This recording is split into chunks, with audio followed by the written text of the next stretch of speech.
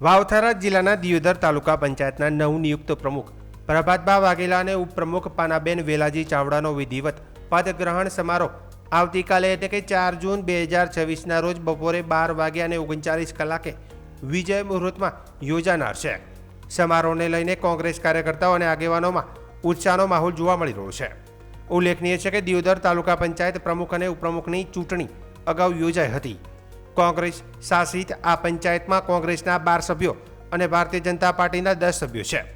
ચૂંટણી પ્રક્રિયા દરમિયાન સમગ્ર જિલ્લામાં રાજકીય ગરમાવો જોવા મળ્યો હતો અને આ ચૂંટણી બનાસકાંઠા અને વાવથરા જિલ્લા સહિત સમગ્ર ગુજરાતમાં ચર્ચાનો વિષય બન્યો હતો।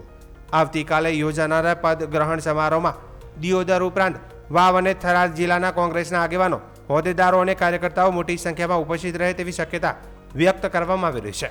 સમારોહને સફળ બનાવવા માટે કોંગ્રેસ સંગઠન દ્વારા તૈયારીઓ પણ પૂર્ણ કરવામાં આવી છે।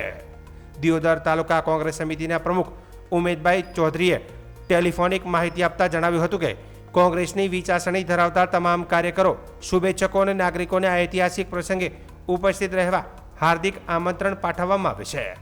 નવા પ્રમુખ અને ઉપપ્રમુખના પદગ્રહણ સાથે તાલુકા પંચાયતના વિકાસ કાર્યોને નવી દિશા અને ગતિ મળે તેવી આશા વ્યક્ત કરવામાં આવી રહી છે।